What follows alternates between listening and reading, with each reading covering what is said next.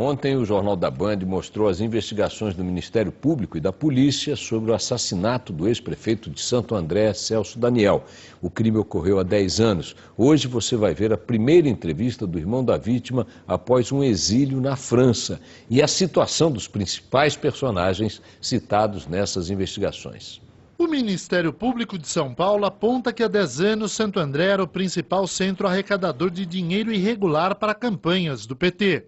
Daqui, milhões de reais teriam sido desviados ou cobrados na forma de propina de empresários da cidade. Os desvios dessa quadrilha que nós apuramos aqui chegam a mais de 100 milhões de reais. Celso Daniel, então prefeito de Santo André, participava dos desvios de acordo com os promotores, mas não aceitava que o dinheiro que deveria beneficiar o partido fosse parar no bolso de amigos e secretários. O Celso Daniel guardava dinheiro, sacolas de dinheiro no seu próprio apartamento. Esses recursos que foram vistos dentro do apartamento dele eram também recursos destinados a campanhas eleitorais. Acreditávamos no PT, eu acreditava no PT, meu irmão se empenhou e deu a vida pelo partido, no fim das contas.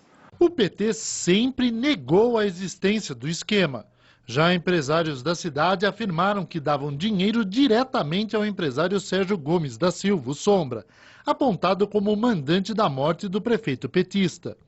A quebra do sigilo bancário de Sombra mostra depósitos suspeitos nas contas dele. O Ministério Público moveu 2 processos, um sobre o assassinato de Celso Daniel, outro sobre o esquema de desvio de verbas em Santo André.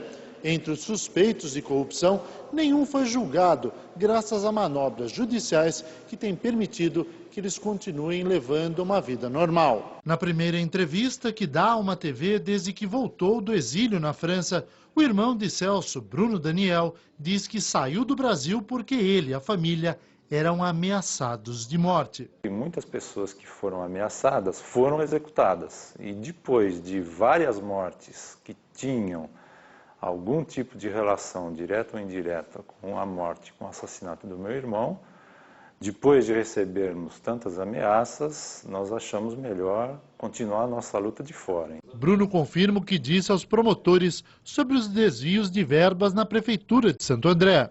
O Gilberto Carvalho, no dia da cerimônia de 7º dia do assassinato do meu irmão, contou ao meu irmão mais velho, João Francisco, e a mim, que havia um esquema de arrecadação de recursos para financiamento de campanhas, e ele próprio levou ao José Dirceu, que na época era presidente do Partido dos Trabalhadores, 1.200.000 no Corsinha preto dele.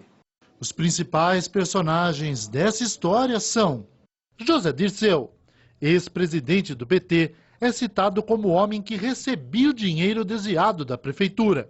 A Procuradoria da República chegou a pedir a abertura de inquérito contra ele, mas o então presidente do Supremo Tribunal Federal, Nelson Jobim, negou o pedido, afirmando que o Ministério Público não podia investigar crimes. A decisão temporária de 2004 ainda não foi julgada pelo STF.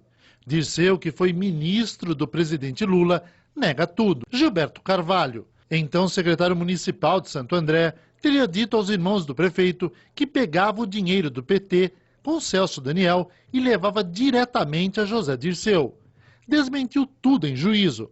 Foi chefe de gabinete de Lula e é ministro de Dilma Rousseff. É um dos réus, junto com o PT, no processo de desvio de verbas. Miriam Belchior, ex-mulher de Celso Daniel, também teria falado sobre o esquema família do político. Aos promotores, desmentiu o fato.